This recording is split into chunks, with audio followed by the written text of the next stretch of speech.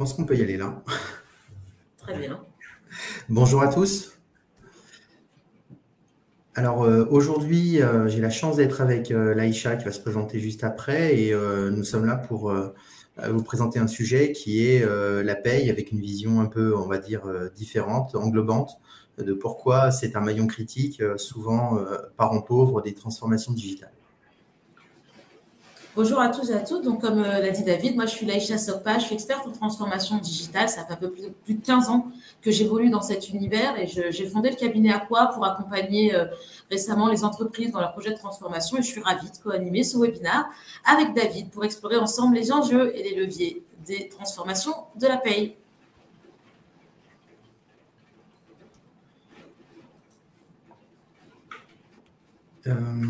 Je sais pas si... Et donc moi je suis David, je m'occupe de l'activité Inway qui est la branche business consulting du groupe Arago Consulting.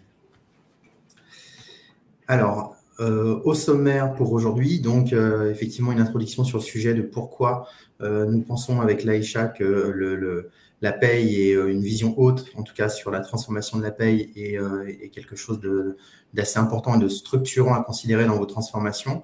Quels sont les 6 signaux d'alerte d'un modèle de paye obsolète? Alors, on n'a pas forcément toujours les 6, mais en tout cas, l'identification de certains ou de la combinaison de certains d'entre eux doit vous permettre de vous poser ces bonnes questions, de voir qu'effectivement, une réponse technique n'est pas suffisante, et enfin, de pouvoir vous proposer une approche pour aborder ce sujet en fonction de votre niveau de maturité. Voilà. Donc, c'est ce qu'on se propose de couvrir aujourd'hui. N'hésitez pas, comme à l'habituel, de poser vos questions au travers du chat et on essaiera d'y répondre soit à la fin, soit au fil de l'eau.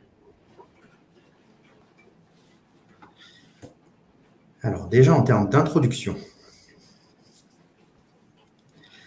Donc effectivement, la paye, aujourd'hui, alors maillon critique, hein, on le sait tous dans nos organisations, s'il y a, on va dire, qu'un seul service pour lequel les collaborateurs continueraient à payer la fonction ressources humaines, au-delà de tout, ça reste la paye. Alors bien évidemment, il n'y a pas que ça, mais en tout cas, ça reste le service de base, hein, fournir un travail en échange d'une rémunération.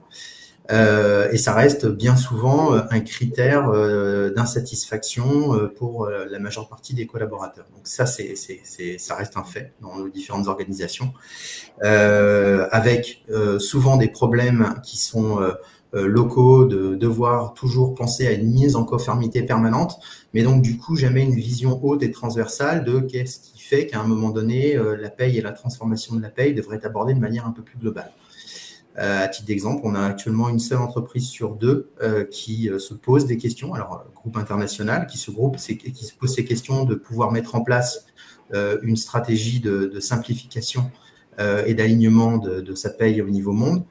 Globalement, peu d'entreprises sont équipées sur tout ce qui est mise en place d'indicateurs ou de monitoring avec un vrai contrôle des coûts au niveau global. Alors, bien sûr, la paye est maîtrisée en local, mais rarement avec une lecture d'accompagnement de l'entreprise. Enfin, tout ça pour dire, ça reste l'évolution, en tout cas la suite naturelle d'une transformation RH. On passe d'abord dans nos organisations, on va dire, du temps à mettre en place un système RH groupe, souvent pour une gestion des talents, pour certains pour une gestion RH un peu plus large que simplement la gestion des talents, mais globalement assez peu finalement avec une vraie logique de synergie sur tout ce qui est harmonisation ou simplification des systèmes de paye et de gestion des temps au niveau monde. Donc ça, c'est la phase, je dirais, naturelle, une fois que vous avez déjà un niveau de maturité, de stabilisation dans vos transformations RH pour pouvoir penser à la phase d'après.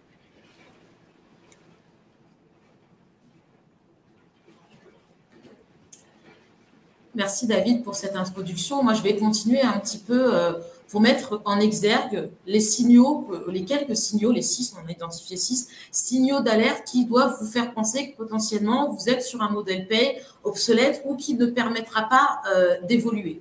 Alors, avant de rentrer dans ces signaux, j'aimerais emphaser un peu sur ce qu'a dit David. La paye est souvent le dernier maillon de la transformation des RH. Et pas parce qu'elle est moins importante, mais souvent parce qu'elle est moins visible, parce qu'elle fonctionne quand même un petit peu en arrière-plan, cette paye, hein, jusqu'au jour où elle ne fonctionne plus. J'avais une responsable de CSP qui me disait, ben, c'est super, mais en fait, personne ne vient tous les mois me taper sur l'épaule pour me dire, hey, good job, la paye est 100% correcte, parce qu'on s'attend à ce que la paye soit 100% correcte. Donc, ça fonctionne, ça tourne, on s'en préoccupe peu, jusqu'au jour où ça ne fonctionne plus. Et là, c'est l'effet inverse. On ne voit plus que ça. Ça se voit vraiment beaucoup. Je ne sais pas si vous aviez suivi cette affaire, mais en automne 2023, aux États-Unis, la Royal Post, donc qui gère les facteurs, qui distribue à la fois les journaux et le lait dans les campagnes, a été dans l'incapacité de payer 45 000 de ces facteurs à la fin du mois de septembre. Donc, ça veut dire qu'ils n'ont pas pu leur donner leur chèque. Et là, on a des impacts sur leur qualité de vie. Voilà, comme disait David, s'il y a un seul service qu'on aimerait bien voir marcher à la RH, c'est bien la paye. Là, ça a été immédiatement visible. C'était un problème système, avec promesse que ça ne se reproduirait plus. Et 2 mois après, ça s'est reproduit. Ça a été annoncé en grande pompe. On nous informe que demain, ils ne seront de nouveau pas payés. Donc, la paye fonctionne toute seule. Personne ne vient nous féliciter. Mais quand elle ne fonctionne pas, on le voit immédiatement. Et moi, ce que je veux éviter, et ce qu'on veut éviter pour vous, c'est d'arriver dans cette configuration-là. Et on a ces signaux d'alerte qui vont vous permettre de vous indiquer ou de voir que vous êtes sur un modèle qui potentiellement va devoir évoluer. Alors, ces signaux d'alerte, on va les regrouper en 2 catégories. On va avoir tout ce qui concerne les fondations, donc technique organisationnelle. Le premier, c'est le point le plus évident, c'est le système. Donc, lorsqu'on a un système qui est obsolète, qui est en fin de vie, lorsqu'on sait que l'outil n'est plus maintenu ou qu'un éditeur annonce la fin de support ou n'intègre plus des évolutions réglementaires, là, évidemment, on va se poser des questions. Et c'est souvent par ce prisme-là qu'on se pose des questions sur la paye, parce qu'on n'a plus le choix. Donc ça, c'est vraiment le point clé, le point évident. Mais c'est pas le seul, parce que même quand le système fonctionne encore et qu'il n'est pas en fin de vie, il peut être rigide, on peut avoir du mal à le faire évoluer, il peut être mal intégré dans les architectures, et on peut quand même se poser des questions sur la paie. Le deuxième signal d'alerte va concerner la partie organisationnelle, le modèle. Quand on pense à la paye, on sait, et de fait, parce que c'est un petit peu structurel et c'est comme ça qu'elle a été gérée, on est sur un modèle très local. Là où on a harmonisé des fonctions RH, un corps RH, la gestion des talents, etc. Sur la paye, on est très local et on retrouve des patchworks de solutions, tout d'abord par pays, parce qu'on a le réglementaire, mais parfois un peu plus fin, parce qu'on peut avoir au sein d'un même pays plusieurs business units avec des métiers très différents, qui fait qu'on a des systèmes de paye différents, ou parce qu'on a eu un historique de fusion où chacun a gardé son système de paye.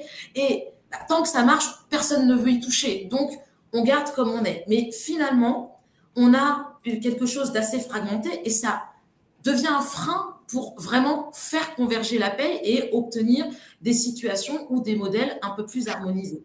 Lorsqu'on a un groupe avec 5 pays et 7 ou 8 systèmes de paie, chacun avec ses règles, ses prestats, ses méthodes, on a un morcellement et dès qu'on veut penser mutualisation, qu'on veut penser simplification, on est un petit peu embêté, on est un petit peu plus bloqué. Donc ça, c'est vraiment un point qu'il faut adresser, sur lequel il faut se poser des questions lorsqu'on travaille sur la paie. Et enfin, la troisième fondation, c'est toute la partie opérationnelle. On va se poser les questions. Qui est responsable de gérer la paie? Qui pilote la qualité? Où sont gérées les données? On sait qu'on a souvent des modèles de delivery qui sont un petit peu hybrides. Un peu d'interne, un peu d'externe, tout l'un ou tout l'autre. Mais même quand c'est géré en interne, on fait appel à des ressources externes. Donc, on a une équipe interne, mais finalement renforcée par des consultants. Moi, j'avais un client qui avait un expert paye qui était là depuis 20 ans, qui connaissait tout, mais qui ne pouvait pas assumer la charge tout seul. Donc, il se faisait appuyer par des consultants externes qui étaient souvent assez juniors, qui restaient là 1 ou 2 ans, et tous les 2 ans, ça changeait, et on perdait de la connaissance, et on perdait de l'efficacité, parce que on n'avait pas la capacité d'avoir une vision claire, de dire c'est tout interne ou c'est tout externe. Donc, on a aussi des configurations où on a un centre de service RH qui passe plus de temps à contrôler les flux du prestataire que vraiment à faire de l'accompagnement. Donc, au final, même si on a un modèle, un bon outil, mais qu'on a un modèle qui est mal défini, on va se retrouver avec des tensions et des risques pour la paie. Ça, c'est les 3 piliers, les 3 premiers signaux d'alerte qui sont liés aux fondations. Mais avec David, on a identifié d'autres, et principalement l'opacité du modèle. Je pense que la paye est un des rares domaines de la fonction de l'entreprise où finalement on n'a aucune ou très peu de vision consolidée. Vous pensez à la logistique, vous pensez à nos finances, vous pensez aux achats. On a souvent une vision assez claire avec des KPI et des coûts. Sur la partie paye, on n'a pas forcément ça, du fait de cette fragmentation des systèmes. Donc, on n'a pas de connaissances ou peu de connaissances sur les coûts, que ce soit les coûts directs, les prestataires, les logiciels, ou les coûts indirects. Combien de temps passe mes RH à gérer la paye? Qu'en est-il des contrôles? Qu'en est-il de la fonction support? Donc, on a une opacité complète, souvent au niveau groupe et même parfois au niveau cluster ou régional, pour savoir combien me coûte ma paye. Un bulletin de paye dans le pays A, combien il me coûte? Dans le pays B, est-ce qu'il me coûte 10 fois plus cher, 3 fois plus cher? Ces informations-là, ces KPI de coûts sont extrêmement importants. On fait 100 et au moment où on doit faire des choix pour un renouvellement de système, pour changer de modèle, comme on n'a pas cette vision claire, on a une difficulté à faire ces choix rationnels. On ne sait pas. Et le mieux, c'est quand même de pouvoir savoir. Mais pour pouvoir savoir, il faut être en capacité de récupérer ces informations. Et cette opacité des coûts qu'on retrouve vraiment très spécifiquement à la paye, elle va avoir un deuxième impact. On a souvent une incapacité de superviser la paye. On n'a pas de KPI, pas de KPI de performance. Est-ce que j'ai beaucoup d'erreurs sur ma paye? Combien d'incidents j'ai par mois? Combien de temps je mets à répondre à un ticket d'un utilisateur qui a une anomalie sur son paiement ou sur son calcul de bonus? Dans la plupart des cas, au mieux, on a des KPI locaux. Au pire, on n'en a pas. Et d'un point de vue groupe, on n'en a absolument pas. Et il est évident, et toutes les fonctions vont vous le dire, les DSI, les DRH, quand ils pilotent leurs fonctions, si on n'est pas capable de mesurer, en vrai, on n'est pas capable de piloter. Pourquoi on ne piloterait pas la paye comme on pilote les autres fonctions? C'est une vraie question. Donc, ces points-là, ça reste aussi des signaux d'alerte. C'est peut-être moins urgent qu'un système qui devient obsolète, mais ça reste un angle à aborder. Et enfin, le sixième, qui est extrêmement important, c'est l'expérience utilisateur. Aujourd'hui, l'expérience, on en parle partout. Vous n'allez pas pouvoir aller sur un site, réserver un restaurant, acheter un objet sur Internet sans qu'on vous demande avant l'achat, pendant l'achat, après l'achat, si vous êtes satisfait, si vous êtes content. Même quand vous arrêtez aux toilettes des stations-service, on vous demande si vous êtes content. Donc, l'expérience et la satisfaction, c'est quelque chose que l'on met au centre de beaucoup de processus. On le met aussi pour les collaborateurs dans la fonction RH, avec tous les engagement surveys qui ont explosé ces dernières années pour savoir est-ce que nos collaborateurs sont contents, est-ce qu'ils sont engagés. Sur la partie paye, souvent on ne se pose pas trop la question. On met moins de self-service, on demande moins de feedback, voire on digitalise moins. Bien évidemment, on voit apparaître de ci, de là des coffres-forts électroniques pour que les collaborateurs puissent accéder à leur bulletin de paye, mais pas que, ou stocker d'autres documents, mais ce n'est pas encore le point clé. Et ça peut être ça va avoir un impact sur l'expérience du collaborateur. Et puis, il y a un deuxième volet. Le collaborateur qui ne comprend pas son bulletin, il appelle qui? Bien souvent, le process n'est pas toujours clair et le collaborateur se sent un peu perdu. Autant sur certains outils, un problème avec son PC, il sait qui appeler. Sur la RH, c'est un petit peu plus compliqué. Quand on a ces alertes-là, que notre collaborateur, notre utilisateur n'a pas assez d'autonomie, lorsqu'il ne voit pas la valeur de son côté, il va être un petit peu déstabilisé ou du moins, ça va impacter son engagement. Et puis, on sait aujourd'hui que dans les solutions qui arrivent sur le marché, on retrouve des capacités très avancées pour avoir, bien sûr, de la digitalisation, mais aussi des assistants IA, des chatbots, au même titre que quand vous achetez chez Darty. Pour avoir ces outils-là, il faut évidemment repenser son modèle de paye et avoir un socle solide. Donc, on voit plein de petits signaux plus ou moins critiques. J'ai presque envie de dire que si on les prend isolément, si on est juste sur mon utilisateur, il ne sait pas qui appeler quand il a un problème, ou il ne peut pas parler avec un chatbot IA pour savoir et comprendre sa paye, pas forcément très critique. C'est quand on va commencer à les regarder, lorsqu'on en a 2, 3, qu'on en a plusieurs qui vont coexister entre eux, qu'on va commencer à se poser la question. Est-ce qu'on a un modèle paye qui est toujours adapté et qui va me permettre d'évoluer? Est-ce que si je dois faire évoluer mon système, est-ce que je vais être en coordination avec mes attentes utilisateurs? Est-ce que mon organisation va être adaptée? Est-ce que mes process vont s'adapter? Et quand on commence à se poser ces questions-là, on se dit, ah, il va peut-être falloir revoir ma paye. Et dans ce cas-là, qu'est-ce qu'on se dit? Ah ben, on va se dire, oh, on va changer d'outil. C'est la première chose à laquelle on pense, ça marche pas, il n'y a pas d'orga, je dois changer mon outil. Et oui, on va penser outil. Mais on le sait, tout projet de transformation ne peut pas uniquement s'appuyer sur un changement d'outil. Une réponse technique, c'est important, mais probablement pas suffisant. Et je vais revenir sur mes fondamentaux, mais je voudrais me dire, mais pourquoi donc, Laïcha, c'est pas suffisant, c'est de changer d'outil? Parce que finalement, on a besoin de tout mettre en lien. Si on a uniquement un point d'outil, on va potentiellement traiter le symptôme. Est-ce que je suis en capacité de gérer mon réglementaire? Est-ce que je suis en capacité d'adopter des nouvelles pratiques avec des nouvelles technologies?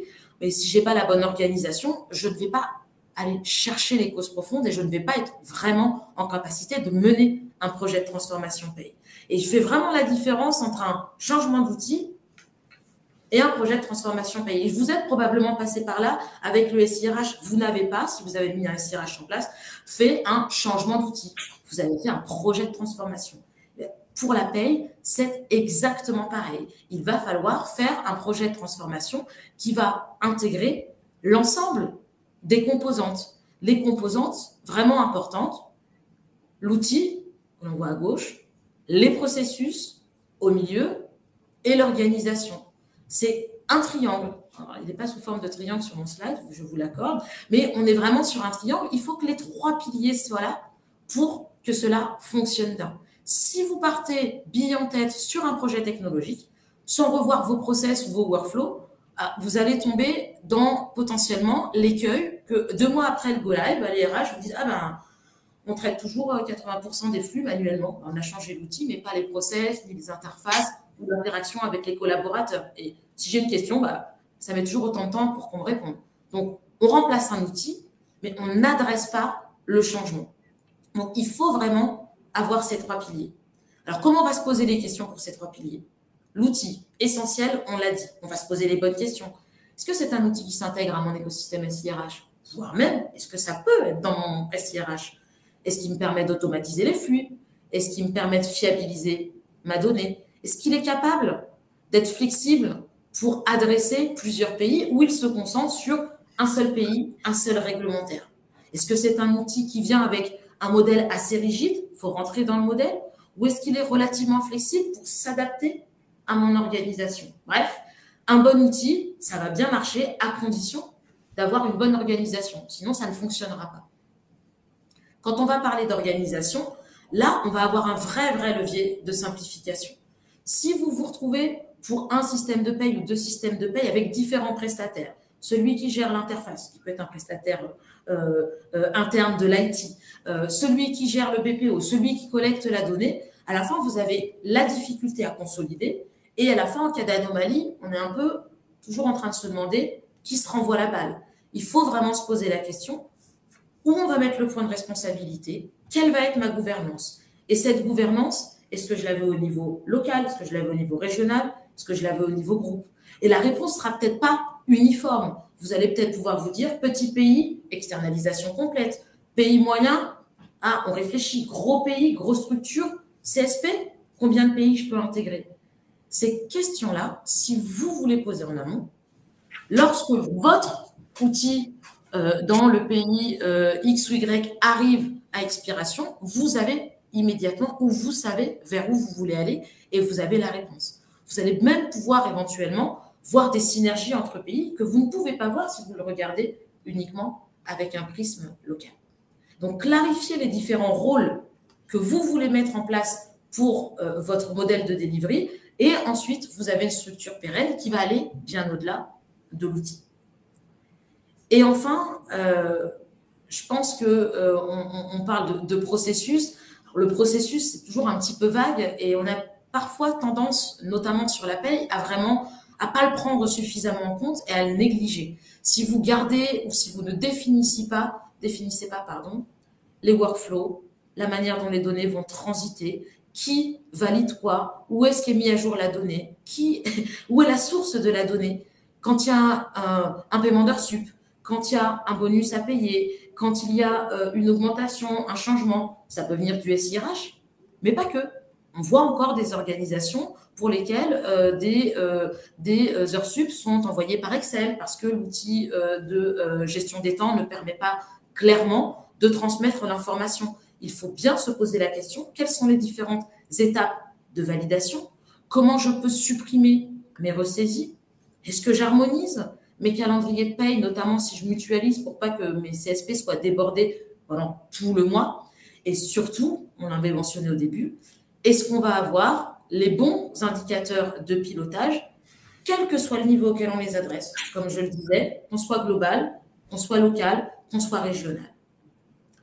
Au final, faire une transformation paye, et on en est convaincu, ce n'est pas un projet IT, donc ce n'est pas uniquement un projet de migration. Et même si le principal trigger qui vous fait vous poser la question aujourd'hui, c'est l'arrivée à obsolescence d'un système, la fin d'un contrat, le fait que vous êtes sur de l'on-prem et que vous voulez passer sur du cloud, pour vraiment en tirer toute la valeur, il faut vraiment faire un pas de côté et regarder ce point-là comme un projet RH classique avec de l'opérationnel, du technologique et du stratégique qui va impliquer les différents acteurs, la RH, la finance, l'IT, se poser la question de quel modèle cible je veux, non pas pour juste demain, mais dans 1 an, dans 3 ans, dans 5 ans, pour qu'à chaque fois que je me repose la question et que j'ai un système qui arrive potentiellement à échéance, je sache à peu près dans quelle direction je veux aller. Donc voilà, si on regarde la paye d'un seul côté, que de la technologie ou même que de la partie organisation, on va avoir un biais et potentiellement, on va rater notre cible d'améliorer les processus. Et en fait, il y a une vraie opportunité. Quand on se pose des questions sur la paie, il y a une vraie opportunité de faire des gains quantitatifs et qualitatifs. Et c'est ce que l'on voulait mettre en avant avec David. David, je te rends la main. Je pense que tu voulais peut-être ajouter des points ou vérifier s'il y avait des questions sur le chat. Alors, il n'y a pas de questions sur le chat. Hein. J'ai regardé en temps et en heure. Et ce que je propose, c'est qu'on aille sur après le comment, Leïcha. Et je vais rebondir sur certains des points que tu as mis en évidence, notamment donc le comment, c'est une approche qui se veut relativement classique, mais à la fois, je vais essayer de prendre des exemples concrets pour mettre en évidence ce que Leïcha vient de dire, à savoir pourquoi aujourd'hui on adresse très, très rarement ce sujet avec une vision globale. Souvent, dans les transformations RH, c'est vrai que on a tendance à se dire, quand on est un groupe, la paye, c'est plutôt un sujet local, c'est pas ma main, je vois pas où peu les choses, donc peu de grippe, je dirais, peu d'emprise. Et souvent, les groupes sont pris déjà par les enjeux de l'alignement, l'harmonisation des processus et des pratiques sur la rémunération, sur la gestion des talents, la gestion de la performance, la mobilité, assez peu finalement avec cette volonté ou en tout cas cette priorité d'adresser ce pilotage et monitoring de la paye. Pour les plus matures, ça se fait par souvent le pilotage de la masse salariale, qui commence déjà à être une première brique, en tout cas, de combien on se compte, comment on se compte et combien coûte un pilotage de la masse salariale avec une gestion plus fine des effectifs au niveau monde. C'est pas encore la paye, mais en tout cas, ça s'appuie déjà sur de la paye. Et effectivement, comme tu le disais, en local, souvent, on a une vision très silotée, voire même je prends l'exemple, j'ai travaillé récemment pour un groupe qui, par la force des acquisitions, en fait, s'était retrouvé avec 6 systèmes de paye et 6 organisations différentes pour gérer la paye dans un pays, dans l'Allemagne. Donc là, rien que dans le pays, en fait, les gens ne se parlaient pas et c'est de la faute à personne. Hein, c'est juste la réalité de la stratégie des groupes qui se transforme, s'assemble et se recompose. Mais donc, du coup, clairement, une vraie opportunité d'aller chasser des modèles organisationnels, des synergies et de l'efficience opérationnelle, là où, si c'est pas impulsé grosso modo par le groupe ou par un cluster, clairement, chacun en local va continuer à vivre avec sa charge et ses priorités opérationnelles sans forcément pouvoir voir ça. Donc, la première des briques, et ce qu'on propose de faire, c'est assez classique, c'est de faire un diagnostic. Déjà, comprenons un peu mieux l'état des lieux. L'état des lieux va permettre de remettre en évidence à la fois des sujets de système, d'obsolescence de système, donc tous les 6 critères qu'on a vus juste avant vous permettent de faire votre cartographie à la fois sur effectivement la partie système, la partie opportunité ou doublon d'organisation, mais aussi satisfaction des collaborateurs. Donc vraiment cette cartographie, ce diagnostic qui vous permettent de pouvoir bien comprendre à la fois où on en est, mais aussi en le mettant en perspective par rapport à une stratégie d'entreprise qui peut être de continuer les acquisitions, qui peut être de se développer dans un marché, du coup d'anticiper le coup d'après et de pouvoir aussi dimensionner une organisation, un process et des systèmes de paye en ligne avec l'ambition de l'entreprise. Et ça, déjà, ça simplement, ça va vous permettre de mettre en place à la fois une feuille de route, mais déjà d'identifier des synergies. Un exemple très concret pour l'avoir vécu et mis en œuvre dans certaines compagnies, c'est une logique achat. Alors, il y a des gourous des systèmes de paye monde unique, etc. Je pense que ni Leïcha ni moi ne sommes des gros fans du système unique.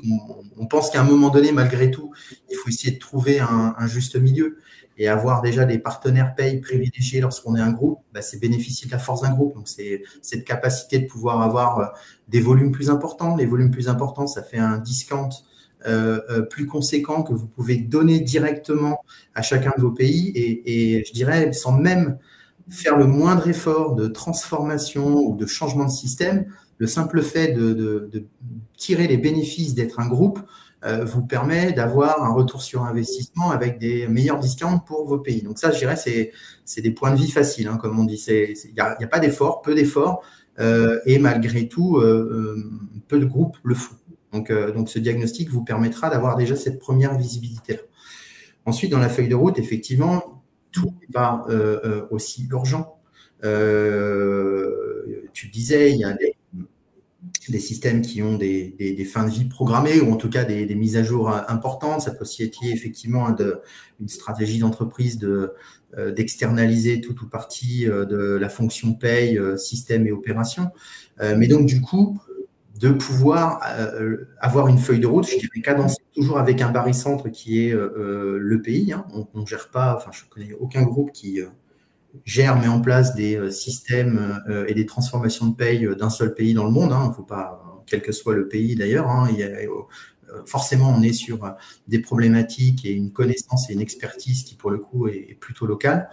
Malgré tout, on a encore une fois des synergies au niveau groupe. Et je reprends le parallèle avec les transformations RH et ceux d'entre vous qui ont déjà mis en place un système global avec des processus, avec ce qu'on appelle une gestion administrative, une core HR monde. Déjà, le fait effectivement de travailler comme ça avec quelques partenaires pays privilégiés, de pouvoir définir un mode de fonctionnement, des interfaces, des connecteurs, soit prédéfinis, soit semi-définis, ça vous permet de tirer les deux leviers. Ça vous permet de tirer d'une part le levier on réduit la double saisie entre mon système RH Group et mon système de paye. Et souvent, le premier qui en bénéficie, ce n'est pas le système de paye. Alors, tu parlais, Leïcha, des problèmes de qualité de paye, mais souvent, lorsqu'on a une organisation locale qui doit saisir un système RH Group et un système de paye, c'est souvent le SIRH Group qui est quand même laissé un peu plus à l'abandon sur les mises à jour. Le fait de pouvoir mettre en place ces interfaces ou ces connecteurs, ça permet de tirer la qualité des données des deux côtés et surtout, je dirais même, du côté du groupe. Surtout du côté des processus talents, des processus transversaux. Donc ça serait dommage, je dirais, de ne pas profiter de tout ça.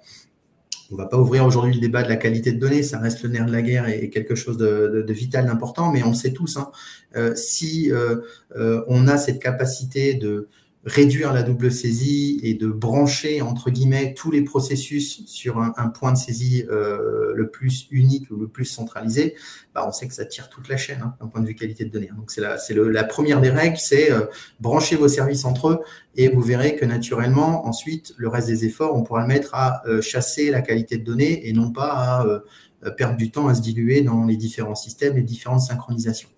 Donc, c'est vraiment ce double enjeu en centrale de pouvoir gérer ou continuer, encore une fois, cette transformation globale.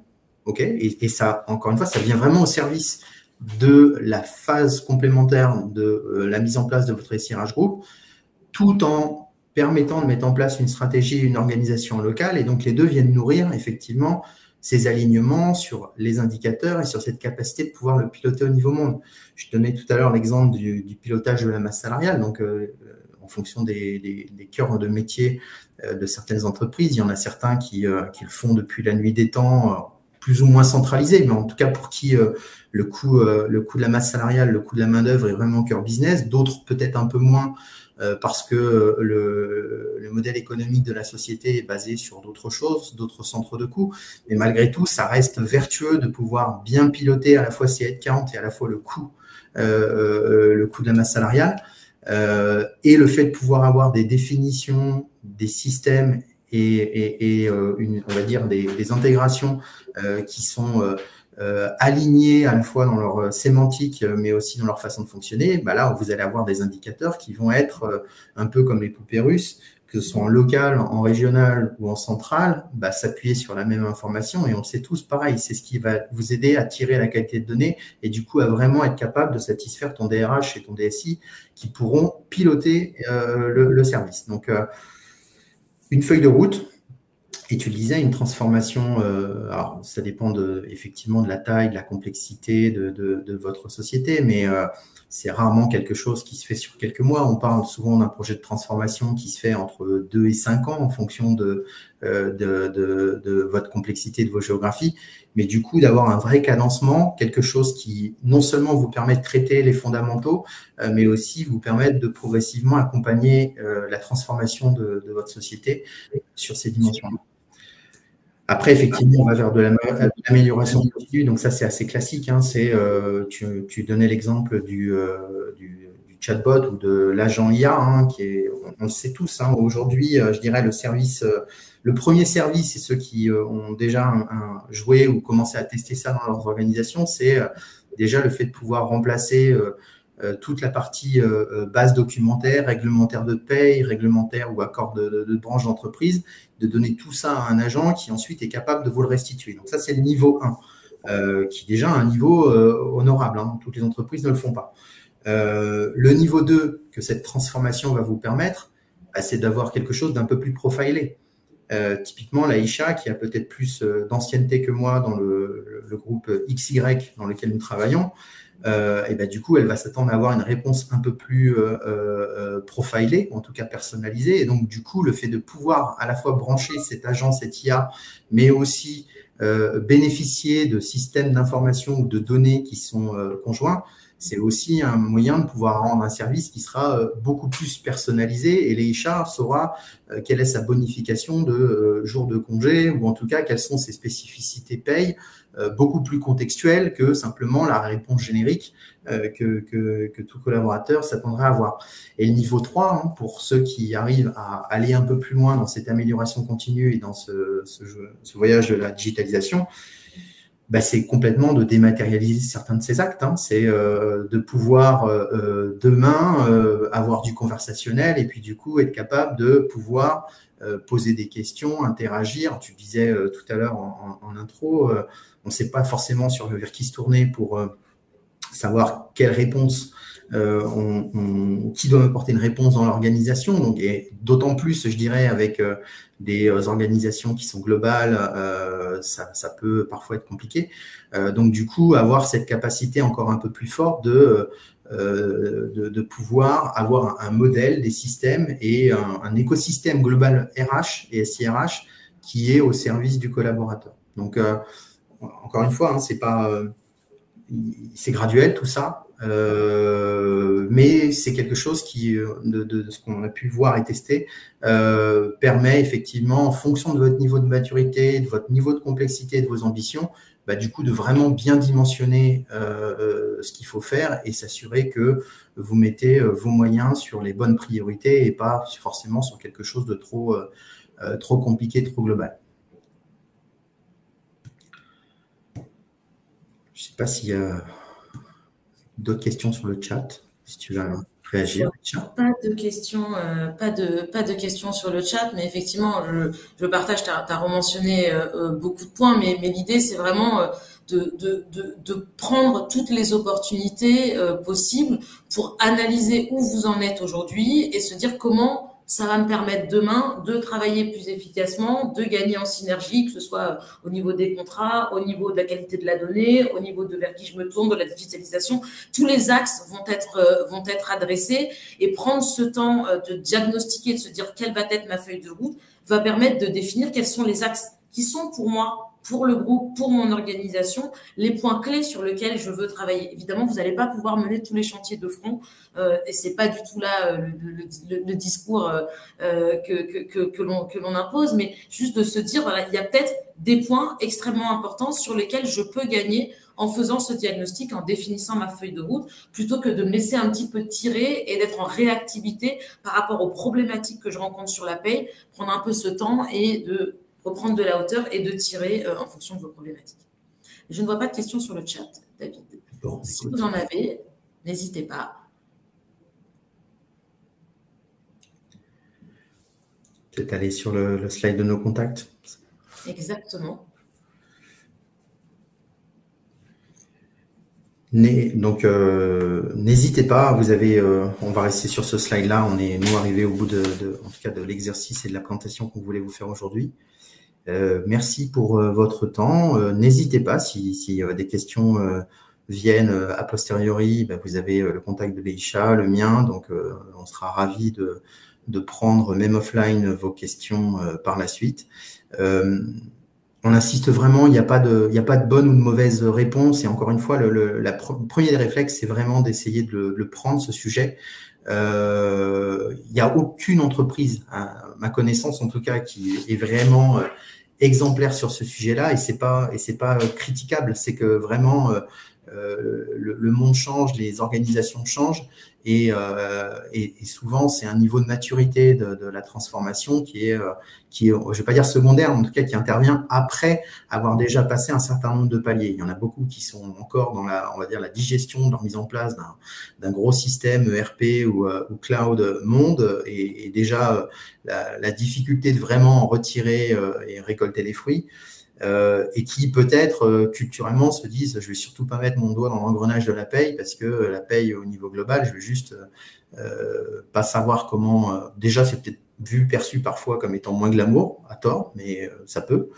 Mais aussi, du coup, ça peut être très vite tentaculaire. Donc, du coup, cette approche-là qu'on vous recommande avec Leïcha, c'est vraiment quelque chose qui permet de le faire et de le faire de manière graduelle. Et je vous dis, je reprends cet exemple du procurement, c'est des choses qui sont extrêmement faciles à faire. Il y a pas de risque, c'est vraiment une opportunité. Vous développez et délivrez quasi immédiatement un ROI à vos interlocuteurs DRH ou responsable paye ou DSI des pays. Donc du coup, c'est vraiment, on va dire ça, c'est des choses très faciles à faire et à adresser. Et après, encore une fois, souvent on a des feuilles de route qui nous sont poussées ou imposées par le rythme de la transformation de l'entreprise. Je reprends sur mon exemple de tout à l'heure sur les acquisitions externes, où on doit aller chercher des leviers d'optimisation. Et pour le coup, quand les acquisitions sont faites et gérées de manière silotée, quand on pense pas justement cette politique ou cette stratégie un peu plus large, déjà au niveau du pays, mais même en dehors du pays, par cluster ou au niveau groupe, c'est extrêmement difficile de pouvoir identifier tous ces leviers de synergie. Donc, la première des choses à faire, c'est ce diagnostic. Ça vous donnera cette capacité, cette feuille de route pour voir ce qui serait le plus bénéfique par rapport à votre contexte, et du coup de pouvoir y aller, je dirais, de manière la plus graduelle possible en fonction de vos priorités. Merci David, je check le chat, mais je ne vois pas d'autres questions. Je pense que vous vouliez aussi potentiellement faire le lien sur un webinaire complémentaire à celui que nous venons d'animer avec David. Voilà, donc je parlais tout à l'heure, Inway Consulting fait partie du groupe Arago, qui est expert historique des solutions SAP, SuccessFactors, Pay et Travel and Expense Concur, qui donc du coup propose un autre webinar sur tout ce qui est migration de ce qu'on appelle le RP SAP, donc SAP HCM.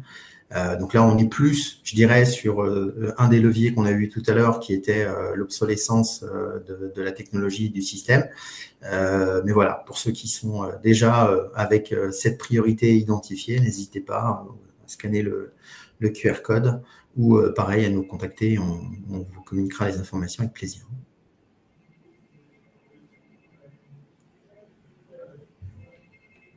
Très bien. Je suppose qu'on va pouvoir, on ne voit pas de questions arriver, probablement clôturer ce webinaire. Vous remercie pour votre participation. Merci beaucoup. Et puis, merci David, merci à toi pour avoir co-animé avec moi. Merci Aïcha. Merci, bonne fin de journée à tous. Au revoir.